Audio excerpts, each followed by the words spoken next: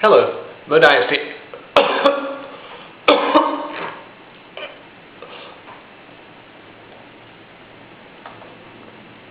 is now time for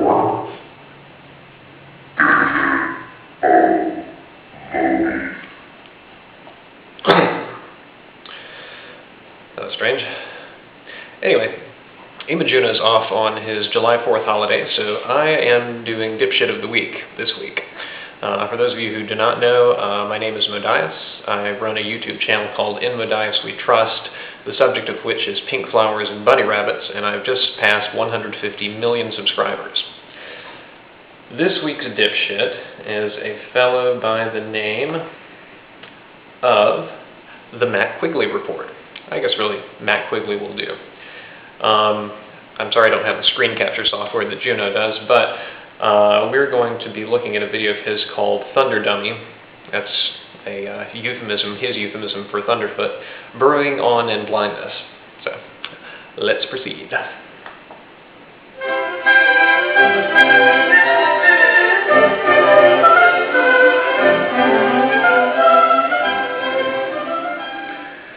Okay, this is Mac, and we're looking here at Thunder Dummy, one of the greater idiots on YouTube.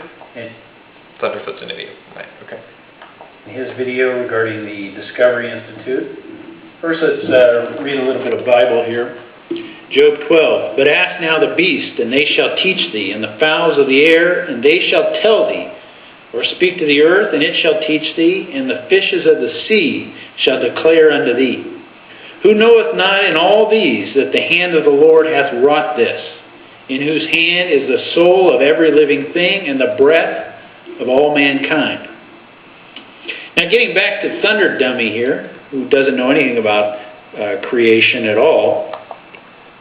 Oh, he knows plenty about creation, and we'll have a look at that in just a second. He's got a video where he's trying to reply to the Discovery Institute, which has discovered his stupidity, which wasn't that hard to do. And his video here reply is going to deal with paternity. Now, if two organisms share a gene, is there paternity?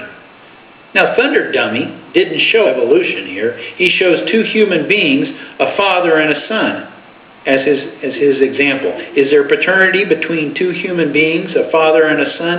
Of course! Now, you see, it's very easy to sort of make somebody out to be an ass if you know what he's looking at here is an 8-minute and 16-second video by Thunderfoot. And it's very easy to make somebody, to quote, well, I won't even say quote mine, just to make somebody look foolish if you simply freeze frame their video and talk about what's in the freeze frame. But I'm going to show you what Thunderfoot is talking about and why his pictures here are completely appropriate, and why Mac Quigley is a fucking moron. Actually, he's one of these people that I think might be quite smart, and he is trying to lead his flock in the wrong direction with bullshit, for lack of a better term. So, let's go to Thunderfoot's video. Okay.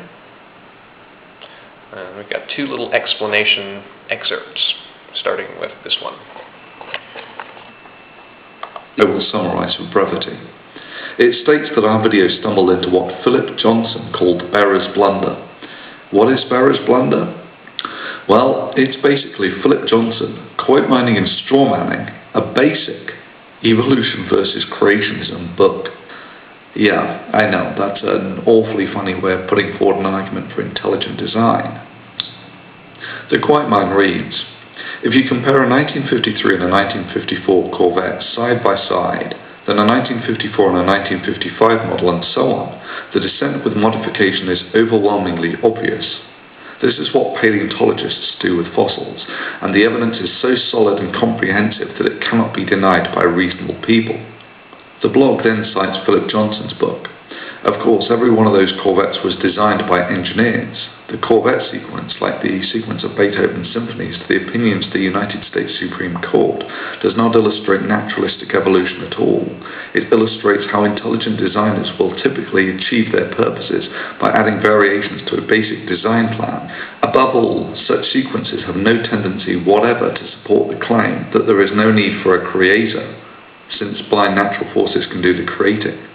On the contrary, and I should state this is the important bit, they show that what biologists present as proof of evolution or common ancestry is just as likely to be evidence of a common design. That's from Philip Johnson, Defeating Darwinism by Opening Minds, 97. Okay. And then we also have this. So I guess you get the premise of where he's coming from. Now I'm going to show why he did just what he did. We're continuing at 529 in Thunderfoot's video. And we're actually moving the picture. It's a kind of a cool thing to do. Provides more information. Of course, if you're trying to suppress information, well, never mind. An argument falls short in biological systems. We know that reproducing organisms pass on DNA with modification. It is a central tenet of biological reproduction, and it is the reason why paternity testing works. But how would the Discovery Institute view this? Well, first of all, they would use their Corvette analogy to suggest that a common design implies a common designer. After all, it is known that the Corvette design evolves due to designers' modifications. They would then suggest that this can be applied to biological systems and infer that shared genetic sequences between offspring and parents, you know, the sort of thing that is used for paternity testing, and I quote, is just as likely to be evidence for common design as it is to be evidence for you being the naturalistic offspring of your parents. So, there you go. Now we'll get back to Mac's video and continuing from 127. That's not the issue. The question is evolution, you idiot. We've just seen that the question is the stupidity of the Discovery Institute, and that Thunderfoot's example perfectly illustrates the stupidity of the Discovery Institute, thus making his point perfectly. All you've done, Mac, is to remove the context and the vast majority of the video so that you can make it say what you want. You can do that with any video made by anybody. And yes, you could probably call just about anybody an idiot if you're going to do that. But at the end of the day, it's obviously you who are the idiot. And not even you so much as the people who watch your videos. People who are actually willing to take this in as truth because you say it, those are the idiots. And I feel sorry for them. So why didn't you show some evolution? Because he wasn't trying to talk about evolution. I mean, if you're going to ask the He was question... trying to talk about a stupid Discovery Institute lying like it usually does, and not only to students, but also in peer-reviewed science journals. And, I mean, this organization is the flagship of the intelligent design movement. Need I say more? Question of equal probability, put the evolution in, and then ask the question. What he's saying, you idiot, is that the Discovery Institute would suggest that there are equal probabilities of paternity and a common design. That is the point that he is saying the Discovery Institute is making, not him. Here's a example. They share a gene. Okay, some gene homology between the two of them. We'll only get through a little bit of this. It's almost over, don't worry. Who's the father? Is the elephant the father? Maybe he's the father and that's the son. Maybe he's the father, maybe he's the son. Well, Mac, at least it's good to know you've got a solid grasp on the scientific method and the theory of evolution. You obviously know what you're talking about, and maybe I was wrong. Maybe you aren't leading people astray. Carry on. Is there paternity? What's the paternity? Thunder dummy.